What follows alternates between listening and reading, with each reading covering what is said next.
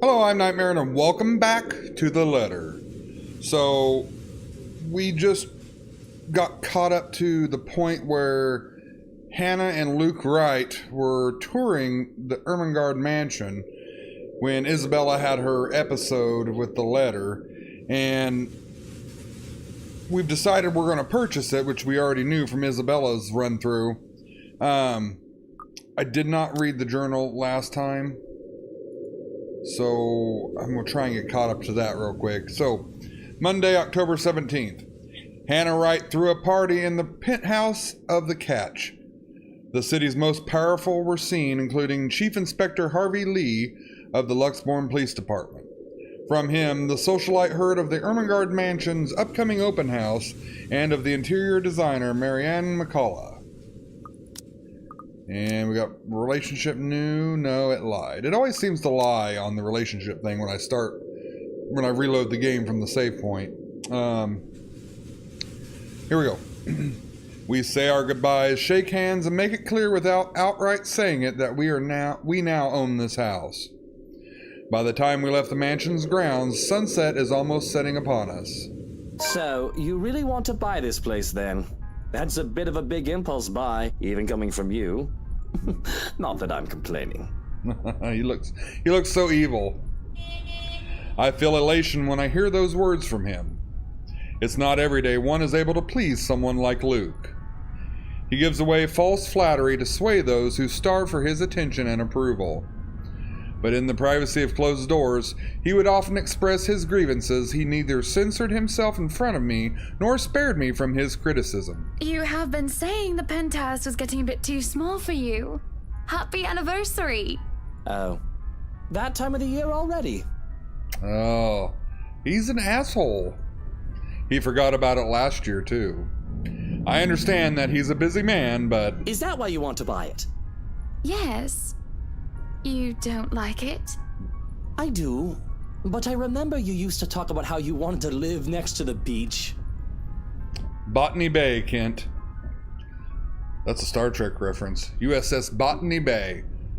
Tell me in the comments below what ship that was. I remember the sea water that stretched out on for miles and miles as far as the eyes can see. As a kid, I loved our beach trips, swimming all day as much as I could. I was a well-behaved child, and the only time I was ever truly difficult was when I refused to get out of the water, even when my fingers had gone all wrinkly. And even when they managed to pull me out of the water, there was always sandcastles. The day before we married, I told Luke that I wanted a house on the beach and a dog. And a kid or two. None of those came true 7 years later. That was a childish dream. Living next to the beach is so impractical if you really think about it. I don't know. It's not a bad thought to see you in a bathing suit every day. Oh, a shimmer of humanness from him. Maybe another time, love. We still have forever, don't we? He says nothing, only grabbing my hand and holding it tight as we spend the rest of the ride home in silence. I miss the sea. Sick and hovering over the loo at 3 in the morning, the picture I paint right now is hardly glamorous. A horrible fishy taste is left in my mouth as I throw up what I had for dinner, and I hate the acrid stench that fills the lavatory. The burning sensation at the back of my throat is of no help whatsoever. I can feel another wave of nausea come up on me when the door opens. Hannah, what are you doing so early out of bed? I'm fine, love. I must have just eaten something bad. That's all I managed to say before vomiting again into the porcelain throne. Lovely. Just go back to bed, Luke. I'm going to clean up here. I refuse to look at him. I don't want him to see me like this. The last time I had a horrible morning retching into a toilet was during my college years, being the life of the party. Thoughtless and shameless, I had thrown away the months of frivolous merriment and pointless hookups. I don't even retain any of the connections I had made from that time. Sure, they still know of me, and I still know of them, and we still do business from time to time. But I've lost touch with anyone who I didn't see on a daily basis. I hardly have any of the friends I had when I was still Hannah Evans, teachers, fellow university students, drinking buddies, and old conquests like Jack. No, don't touch me, sweetie. It's disgusting. I'm disgusting. Luke sits down next to me on the toilet floor to hold my hair as I cough up more fish. He wipes the vomit from the corner of my mouth and just stares. Do I need to fire someone? I don't feel sick. Just feeling a bit under the weather, dear. It's been unbearably hot as of late, hasn't it? I do wish it would rain. Are you sure it wasn't those sweets? I told you not to eat those sweets. Maybe. Well, don't laugh. Oh, he's showing a sweet side, I think. Well, I can't help if you make that sort of face. He starts chuckling, and soon enough, he's in a fit of laughter. This scene happening next to a loo filled with sick just makes the whole thing bizarre, and it nearly makes me start giggling as well. I try to stifle it, though, as I smack him on the shoulder. I'm not making a face, Luke. Stop laughing. Shut up. When he would not stop laughing, I let myself go as laughter bubbles from my own throat, and I forget whatever ill feelings plagued me. We are just husband and wife laughing together at a funny face, the little things in life. I let myself go because I know these moments will not last forever. But if I just know the terrible things that are to come for us, I would have wished with everything I have then and there that laughter stayed. October 26th, Wednesday. Hiya! Come on now! So were we at the mansion? I didn't see what that said.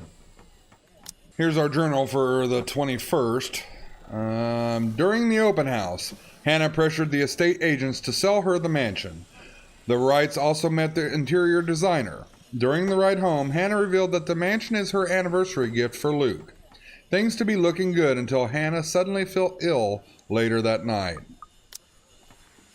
Alright, Luke said, up higher, coming on now.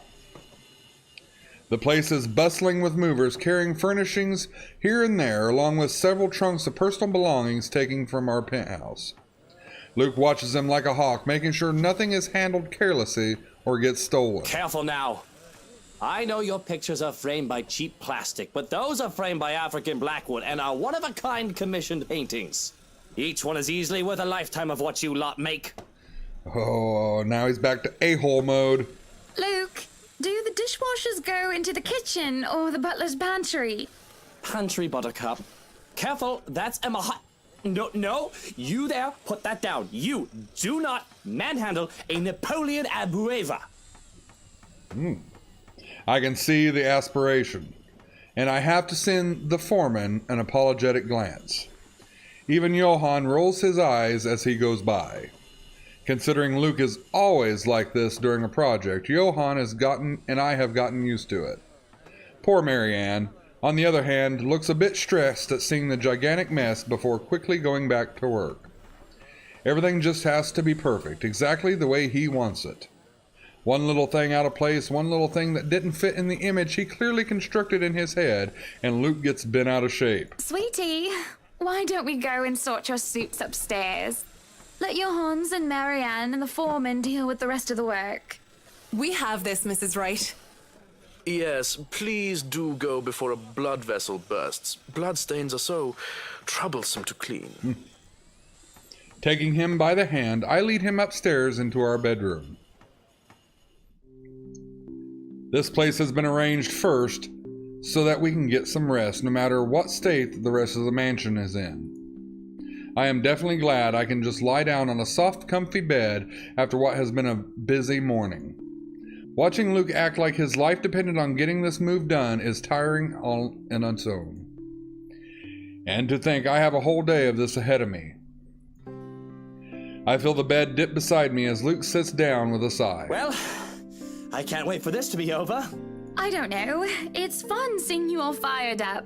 Here at home and not at work, you know. You know I can't always be home, Hannah. I have a company to run, unless you've forgotten. I haven't forgotten. You're the one who insists on being there to make sure each and every little thing is under control. I just really miss you sometimes, and I wish you were at home more often. Why, if you're not careful, I might go a bit loopy and I'll start bringing cats home. And soon enough, one day you'll find yourself going home to a farm just filled with felines that follow you everywhere. Oh, don't bluff. The things would shred up your precious furniture. Besides, you don't even like cats. True. Dogs are infinitely superior, of course. I like dogs and cats both. I love my chihuahuas and my Min Pin. They're my babies. But what about the wet dog smell? The mess? I'm not cleaning up after a mutt, no matter how cute. If you think about it, a cat would be better. It's not always that we can just lie down and talk about this sort of things. To joke around as if we're teenagers again, with a very little problem in the way of responsibilities and roles. To hear his genuine, honest-to-goodness laughter is a rarity. This is just the second time as of late, and I can only see it as signs of good things to come. All good points. That's what you think. I guess we could just have kids. That is, if you prefer dealing with soiled nappies and sick as opposed to dead birds, mice, and litter boxes. I've already told Marianne about turning the second bedroom into a children's room. I guess sometimes I don't know when I'm crossing a line. I didn't say that I'm a good comedian, did I? Not this again. What? I wasn't being serious. It's not something you take the piss out of. Having a kid is a big responsibility, Hannah. We've talked about this, haven't we? I'm not ready to be a parent. I'd probably end up killing the little brat by the week's end. Oh, Luke. What should I say? I think we should coax him with, "You'll be a great father." That's what I think. Carly likes you well enough. The mention of our little goddaughter places a conflicted look on his face. That built him up some. Sometimes it is cute when he denies having a soft spot for the little girl. But then sometimes it's sad and makes me wonder what happened to make him think so poorly of himself in this regard. Yes, well, it's Kylie. The tyke likes everybody and, on the off chance she doesn't, likes them well enough as long as they buy her sweets. And sure, that kid is great. But if I get tired of her, I can ship her back to her father at the end of the day. Having kids of our own will be a whole different monster entirely. You have a whole different monster living in the house already. I have never heard him talk about his father in anything but a business context. I recall Damien Wright kept hearing about him from my own father, even before I met Luke. The business world praised him for running a tight ship, all until one mistake led to a great loss for the enterprise. It was then that news of Luke Wright, prodigy son and successor to the old man, started to show up, and he aided in its recovery and growth up until the Great Recession.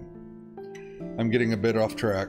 Regardless, I have never heard him talk about his father like one would talk about family. I think you'll be a great father. There is a smile, no matter how half-hearted it may be.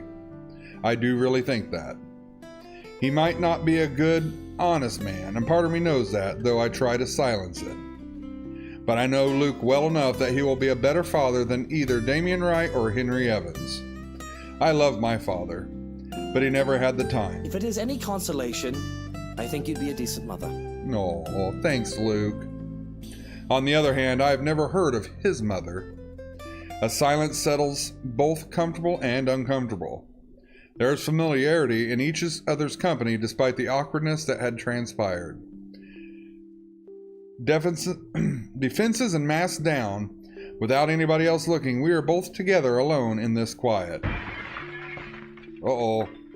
That's not good. But a crash from downstairs startles us both out of our reverie. Luke lets out a heavy sigh before coming up to his feet, straightening his jacket. I'll have to attend to that then. Be good, darling. And watch out for your blood pressure. He gives me a kiss on the cheek before leaving while I lay there in a daze. Alone as per usual. I really should be used to it by now. I can feel the minutes tick by with me just lying there, feeling miserable and full of self-pity. I've rolled over to lie on my stomach at this point, with my face buried into the pillows when there's a knock at the door. Grumbling at them to go away doesn't work as a voice comes from the other side. Madam, the photographer from Luxury Living is here. Wait, is that today? Oh yes. People had caught wind of our new mansion the very moment we left the open house. Luke had boasted he could acquire the property in no time and allowed a photo shoot for an interior design magazine to be scheduled for today. Well, there were complications and it took longer than it usually does for us. In a minute, Hansi. Johannes, if you could at least make it through the end. Tell them I'll be right down, Hansi. Okay, we're going to cut this episode here. Let's read our journal entry. The Wright couple moved into their newly bought mansion today, and it was already preparing for a housewarming party. During a short break, the couple had a brief discussion about children. Luke didn't sound too welcoming of the idea. Okay, let's save. Alright, and we're going to cut it here. Like I said, if you like it, hit the like button. Leave me a comment below. Let me know about the USS Botany Bay. What ship that is. What it's from. I want to know. I want to know what you think. And don't look it up either. Don't cheat. Be nice to one another. And we'll meet in the next episode. See you guys.